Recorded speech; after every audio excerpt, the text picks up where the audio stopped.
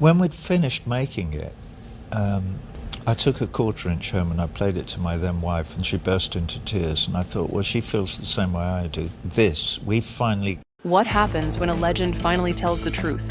Not a press release, not a memoir sculpted for legacy, but the kind of truth that cracks open decades of silence and reveals the heart behind the myth.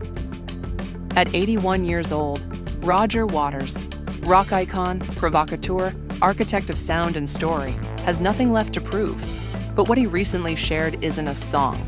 It's not a farewell tour. It's something raw, honest, unexpected. It's personal, painful, and long overdue. For nearly half a century, Pink Floyd fans have watched two musical giants, Roger Waters and David Gilmour, drift further and further apart. Once creative soulmates, now estranged collaborators. The men behind the wall, Wish You Were Here, Animals, and Dark Side of the Moon, albums that defined an era, became symbols of unresolved tension. Lawsuits, sharp interviews, quiet jabs and liner notes. They weren't just in different rooms, they were in different worlds. Fans kept hoping, waiting, wondering if just maybe time would soften them. That music, the very thing that brought them together, might someday bring them back. For decades, it didn't. But now, Roger Waters has broken the silence. And what he says reframes the story we thought we knew. To understand the weight of these words, we need to rewind. Pink Floyd wasn't just a band, it was a universe. Their music didn't just speak to people, it transported them. It echoed through headphones in dorm rooms, blasted from car stereos, filled stadiums, and spilled into space. Behind that massive sound were two very different minds. Roger Waters, the lyricist, the visionary, the engine behind the concepts.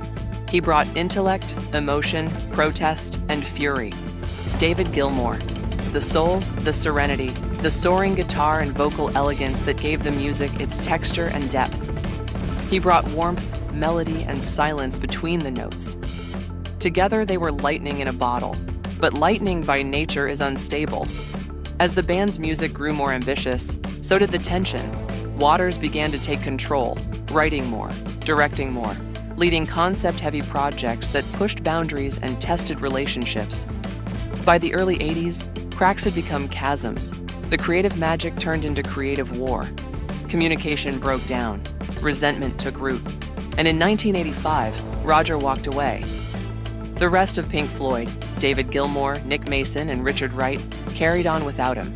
What followed wasn't reconciliation. It was litigation, public spats, and a decades-long Cold War that cast a shadow over one of the greatest bands in history. Fans didn't just lose the band. They lost the dream of closure. But now, with the years stretched long behind him, Roger Waters has opened up in a way few expected. In a recent interview, his tone wasn't combative. It was reflective, wounded, human. He didn't talk about album sales, tour profits, or who wrote what. He talked about hurt. "I thought he didn't respect me," Roger said, "and so I stopped trying to connect." It wasn't about egos. It was about feeling unseen, misunderstood. Two men standing inches apart but galaxies away emotionally. Waters admitted that his controlling nature masked deeper insecurities. That Gilmour's calm, often quiet demeanor sometimes felt like indifference, even dismissal. And when you already feel isolated, silence can feel like abandonment. Over time, that silence hardened, and the hurt calcified into anger.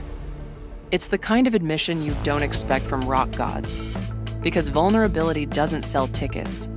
It doesn't fit the myth. But this wasn't Roger Waters, the persona. This was Roger Waters, the man.